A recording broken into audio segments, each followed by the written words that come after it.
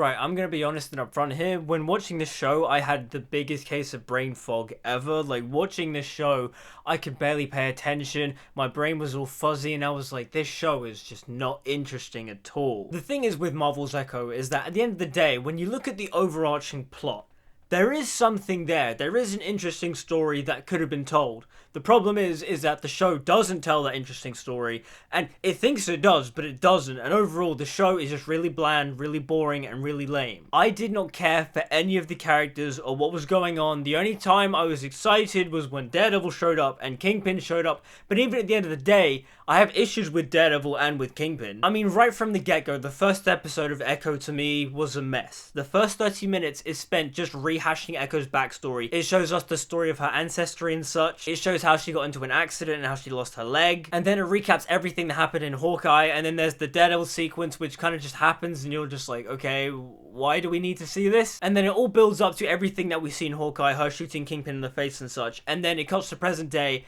And even still, when it cuts to present day, I didn't care. I mean, now that I've mentioned it, let's just talk about Daredevil's cameo, because whilst it was really cool, it kind of doesn't really make any sense. Like, he shows up in the warehouse, and it's just like, I've been watching them all night. And then you show up, and then he starts fighting Echo, and then he technically beats Echo, but then he leaves, and I'm like, what was the point? Like, don't get me wrong, when he showed up on screen, I was making it rain, take my money, Marvel, it was fantastic, Charlie Cox was great. I have issues with the fight, but when Daredevil showed up, it was cool. I loved the nature of his cameo. It was him just showing up and doing a small little thing and then disappearing. It very much felt like when superheroes would cameo in other superheroes comic books. Also, there were hints of the original Daredevil theme in the score. It was all like, it was cool. And I will say, I appreciate the effort in trying to make the Daredevil versus Echo fight a one-take fight. Though, granted, it has a horrible stitch cut that is so noticeable and so obvious. It's just like, why did you even bother? That looked awful. Also, the way the fight is shot, I don't love the lens choice. Again, it falls into this weird fetish that modern Hollywood cinematographers love, and that is shooting all the action scenes in a wide-angle lens. Look, I get there's a clip of Jackie Chan talking about martial art fight sequences and how some of the best use wide-angle lenses. It doesn't look good. Most wide-angle lenses distort the image. I really don't get this trend in Hollywood as to why they love the wide-angle lens. Like, just use a 50, use a 75, use an 85, and just literally move the camera back. It looks more aesthetic, it looks more pleasing. I have no idea why they're just like, yeah, we can't be bothered with that, let's just use a wide angle lens.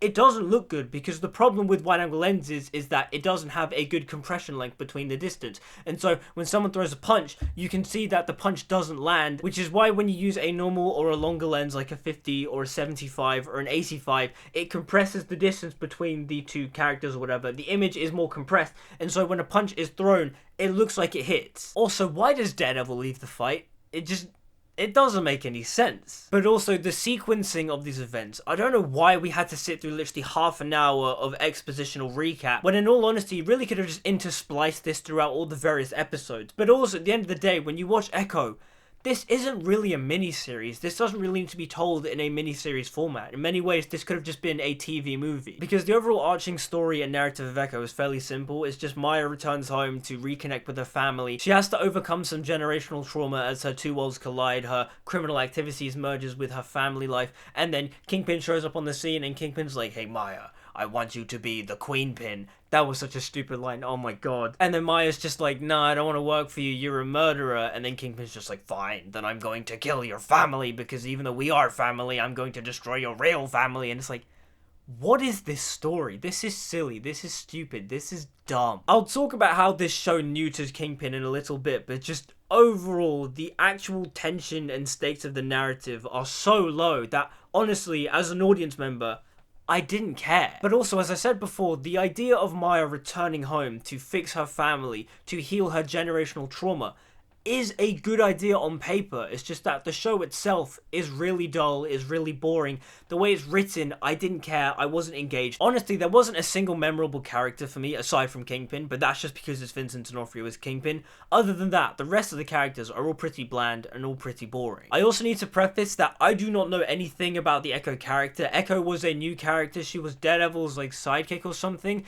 I really don't know much about the character at all. She's a new invention, and most of my Daredevil knowledge comes from Frank Miller and Brian Michael Bendis. So going into Echo, I really had no expectations, and leaving Echo, I was really bored. And when it comes to Alaqua Cox's performance as Maya, our main character, I'm a bit conflicted because on the one hand, I really like the show's representation of American Sign Language and how pretty much that's how most of the conversations went. And when Alaqua Cox and Maya are put in situations where they need to emote, they need to be really in pain and hurt and show that hurt and pain across when they're talking to their family, when they're trying to heal their generational trauma, those scenes are good.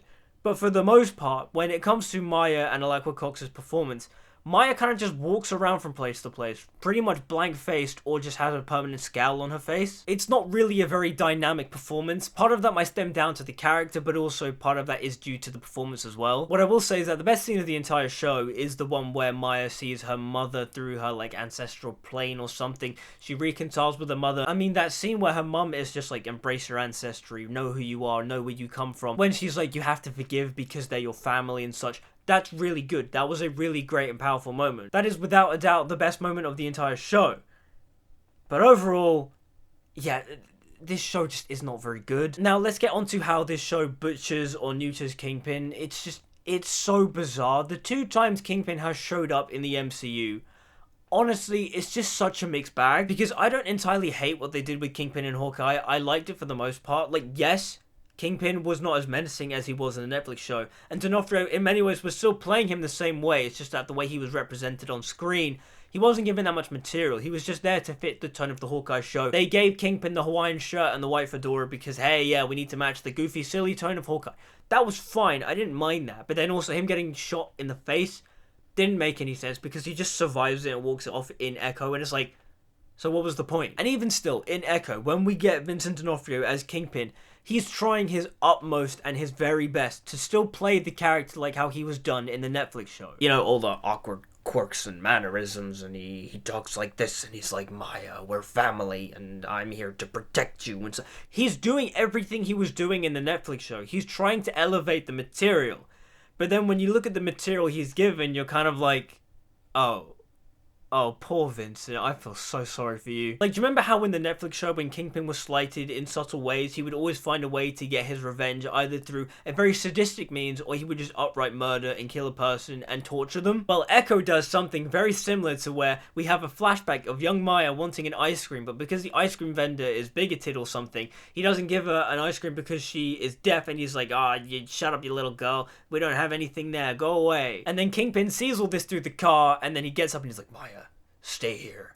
And then he goes to the guy and then just beats him to a bloody pulp in the alleyway. What did they do to Kingpin? We went from, you hurt Vanessa, to, you didn't give Maya an ice cream, so now I'm going to beat you up because, What did they do to Kingpin? What did they do to my boy? Like, it's funny too that it's ice cream, because in the Iron Fist Netflix show, like, Iron Fist Season 1 is awful, but it has some very fun and redeeming moments like Harold Meacham. I mean, first of all, David Wenham's accent in Iron Fist is hilarious. He's like, joy, Danny Rand, the Iron Fist. Like, he's so funny, but then also, do you remember that scene where he kills his assistant because his assistant asked for vanilla flavored ice cream, even though Howard had, like, set out this whole spread of different flavored ice cream, like, they had all exotic flavors like cornflakes and such? Like, it's such a silly and stupid scene, and for some odd reason, Echo, like, echoes that sentiment. Again, how did we go from, speak her name again, to, you didn't give my surrogate daughter an ice cream. I swear to God, the more we see from MCU Kingpin, the more I'm just dreading Daredevil Born Again. But then also, they've, like, tried to course correct Daredevil Born Again, and, like, for some reason too, at the end of the show, like, there isn't really a final battle. It's like Maya goes into Kingpin's mind and makes him relive the trauma of his mother being beaten by his father, and then it's just like, it's okay, let it go, move on, and then Kingpin just, like, leaves and is like, I'm going to run for mayor. Because, like, the seeds and the foundation for Daredevil Born Again is set up to a point, and also I have no clue if Daredevil and Echo are ever going to meet again, because apparently she is his sidekick in the comic or something, or like he mentors her, but then also how do they communicate, because she's deaf and he's blind? I don't know. I mean, in all honesty, the main reason as to why I watched Echo was just so I could feel like I was up to date with Daredevil Born Again, so that when I got to Daredevil Born Again, I knew where Kingpin was at, I knew where Daredevil was at, when realistically, Daredevil only shows up for like 5 minutes, and Kingpin, nothing really changes. Apart from the fact that they made him more of a bitch than he used to be. Like, honestly, how did we go from "you embarrassed me in front of her" to, like, you know, "you didn't give my niece an ice cream"? Like, what? But the thing is too is that I can't entirely judge the quality of Echo and say that this is what Daredevil Born Again is going to be like, because for all we know, they have tried their very best to fix Daredevil Born Again. I mean, they've even brought back Karen Page and Foggy Nelson, Deborah Ann Wool and Eldon Henson are returning, but apparently for only like 3 episodes. But then also Wilson Bethel is supposed to return as well, and so I don't know. On the one hand, I am excited for Daredevil Born Again, but then also if Born Again is very similar to Echo, maybe that's not such a good thing anymore. Because the thing is too, is that when it comes to Daredevil Born Again, it seems like they're trying to keep as much of the footage that they filmed, but also they are bringing back Karen and Foggy, but for 3 episodes. So either both are going to die at some point, or everything they've shot, they're going to like take it as a during the blip type of thing, and we're going to see Matt Murdock and Kingpin during the blip, and that's why Karen and Foggy aren't there, I guess. I hope. I swear to God, if they bring Karen and Foggy back just to kill them, MCU's done. They're finished. But to wrap things up, when it comes to Echo, it's not very good. It's very boring. There's like one really good scene in 5 episodes. Other than that, it's really dull, it's really boring, I did not care. The potential was there. When you look at the overall narrative of the show, it seems interesting. The overall idea of Maya returning home to heal her family and to heal her generational trauma sounds like a good idea, sounds like a good premise. It's just that the show does nothing with it. The show also does just embarrass the character of Kingpin. Like, poor Vincent D'Onofrio, he's really trying. He's really trying to go, yeah, this is the character from the Netflix show. This is the same guy, but the writing doesn't make it feel like that. He's doing the mannerisms, he's doing the voice, and he's like, Maya, we're family, and Vanessa. But then the actions he performs on screen, like beating up the guy because he didn't give Maya an ice cream, it's like, no, what? Kingpin wouldn't do that. He'd maybe have one of the guards tail him and then bring him to his office, and then Kingpin would beat him to a bloody pulp. But for him to literally just get out the car and then walk into an alleyway and then beat up the guy, no, that's stupid. That's dumb. That's what I find so hilarious about the marketing. They're just like, oh, you need to change your settings on Disney Plus because this show is going to be violent, you know, viewer discretion is advised.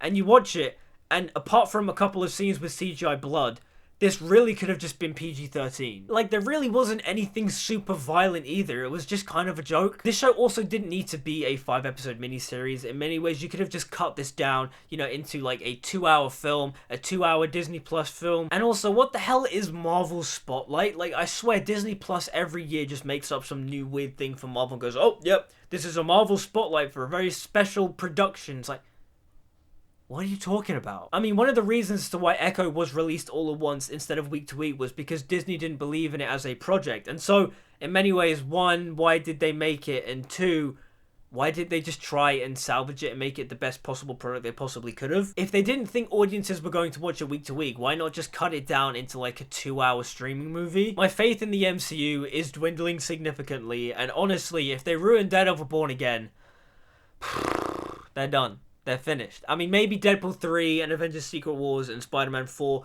could potentially save the franchise for me, but in terms of all their like C and D and E-list characters, I really don't care. That's also something too. Echo as a concept, as a show, its origins don't make any sense to me. No one knows who Echo is from the comics. Echo is like a D and E-list character. She's a new character. No one cares about her. No one knows about her. At the bare minimum, people know that she's connected to Daredevil. And so why not introduce Echo in the Daredevil show instead of the Hawkeye show, which again made no sense. Why is she in a Hawkeye show when she should be in a Daredevil show? Why not introduce Echo in Daredevil, and if people like her in that show, why not spin her off? That makes more sense than just going, yep, we're gonna greenlight Echo just because. I really hope that this is a sign for Marvel and Disney to stop greenlighting projects on Marvel characters that do not deserve to have their own separate projects. Like, really? Why are we going to the bottom of the barrel? D and E and F and Z list characters.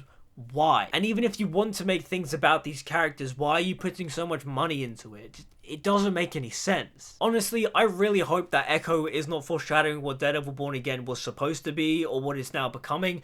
I really hope that Daredevil Born Again is amazing. Like, again, the Netflix show is a masterpiece to me. And again, I'm expecting nothing less than a masterpiece for Daredevil Born Again. And honestly, with the changes that they supposedly made to Born Again, I hope that that's the case. They brought in the Punisher Season 1 showrunner. They have the Loki Season 2 directors, which apparently is a good thing. I don't know. I didn't watch Loki Season 2. The original stunt coordinators coming back. Deborah Ann Wool and Eldon Henson are back as Karen and Foggy. Like, this should be good.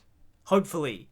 But even still, if Daredevil Born Again is like Echo, then the MCU was finished for me. But those are just my thoughts on Marvel's Echo. It was really dull. It was really boring. I did not care. But what did you guys think? Did you like it? Did you dislike it? Leave me a comment down below and let me know. Also, after having seen Echo, are you more excited or more worried for Daredevil Born Again? Because right now, I'm still in flux. The changes that they've announced sound good, but again, I just have to see it, because at the end of the day, I'm not expecting anything less than great, because the Netflix show was great. Even at its weakest moments in Daredevil Season 2, the show was still great, and so if Daredevil Born Again is less than great, the MCU's finished for me. But that's all I've got for you today. Like, subscribe, follow me on social media, all that good stuff. Until we meet again, I'll see you guys next time.